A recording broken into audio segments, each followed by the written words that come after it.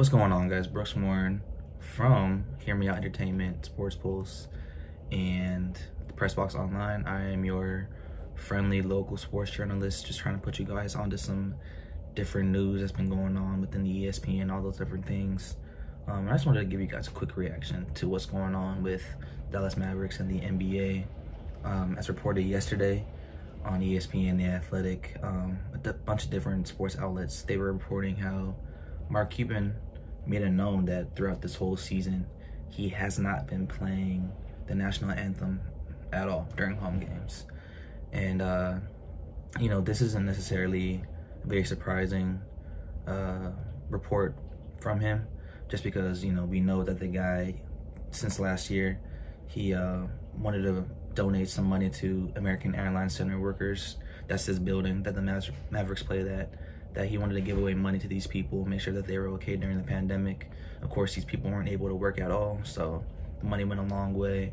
Back in 2017, he was a vocal supporter of protesting, and he even got into a spat with Donald Trump and not with Mark Cuban, but with Ted Cruz in Texas, just about protesting and giving quote-unquote respect to the flag.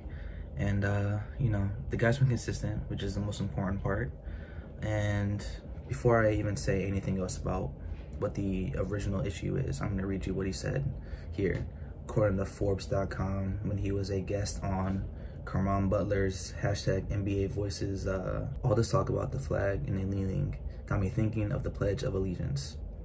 We all said that pledge growing up in the United States, Cuban said, and going back to it, liberty and justice for all. That's what this flag is supposed to be for all of us. And so when people kneel, when people stand up and protest, it's specifically what we pledge to do our entire lives at school.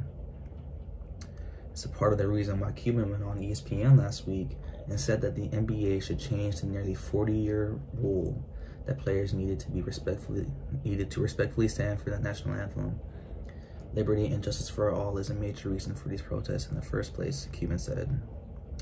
When people chant no justice, no peace, to me that's what they mean. That's what I hear. And when people kneel, they're not turning away from the flag, they're towards the flag and pushing for justice for all. Like any other movement, Cuban expects Black Lives Matter to face setbacks and adversity along the way. He told Butler his experience during the Civil Rights era.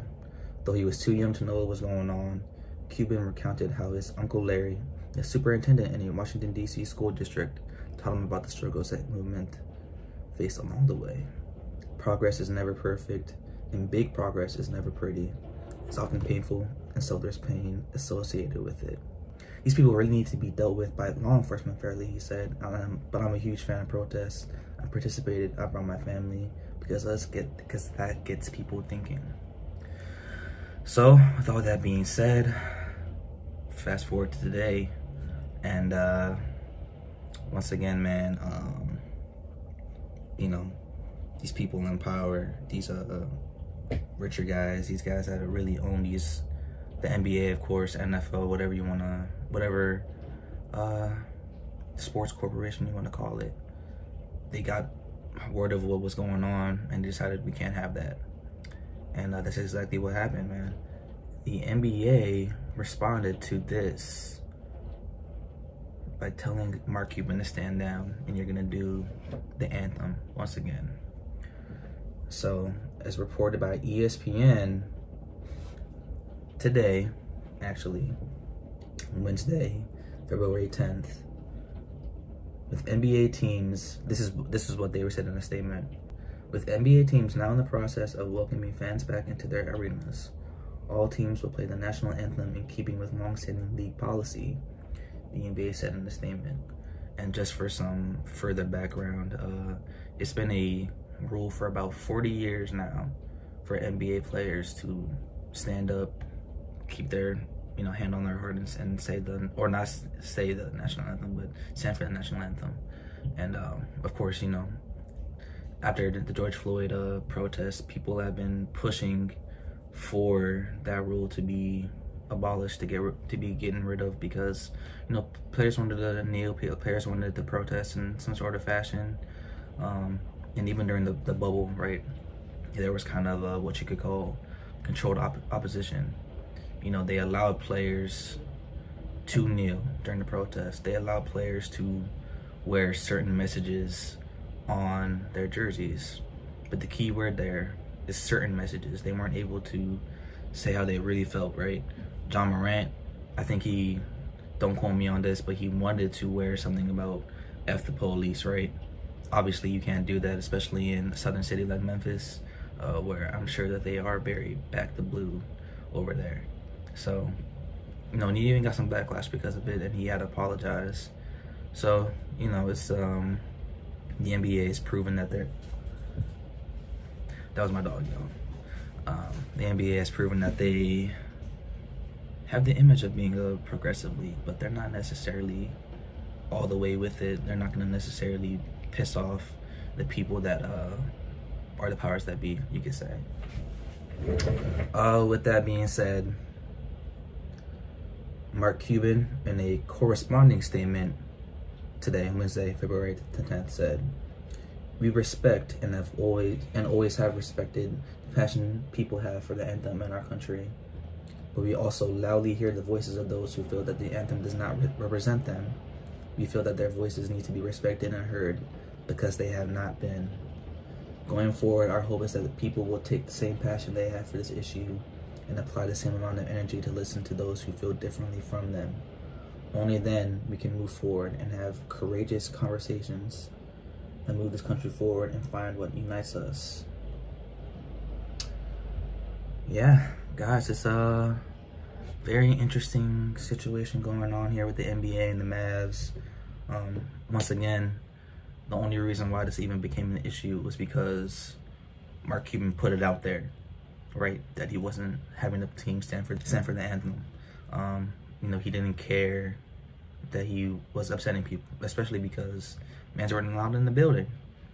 And now we have a situation going around countrywide where cities and states are allowing fans to get back in, and you know, they don't want to upset that certain core of fans that want to see that quote-unquote patriotism being shown, respect quote-unquote for the country.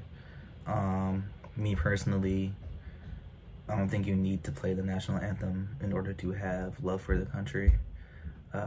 You know, you don't even need to do it at a game. And that only became a thing really within the last 20 years or so, you know, probably post 9/11.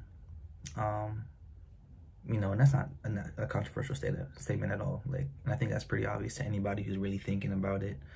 And, you know, they don't want you to be disrespectful of the country, quote unquote disrespectful of the country. But, you know, dissent is important.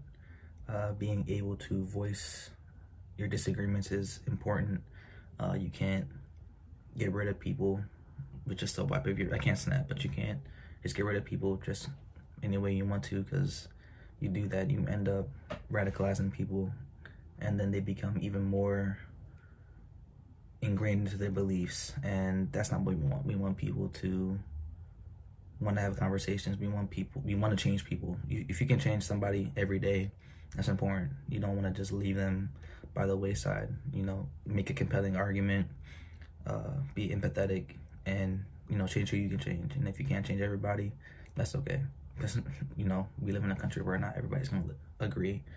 And that's the most important thing, man. And, you know, if you watch Social Dilemma, I believe, on Netflix, you know, we know that Google, YouTube, Twitter, Facebook, they all have algorithms designed to basically cater what you see based on like what you research, what you look at every day. So if I'm looking at liberal stuff, I'm looking at hard left stuff, then of course I'm gonna see that more often.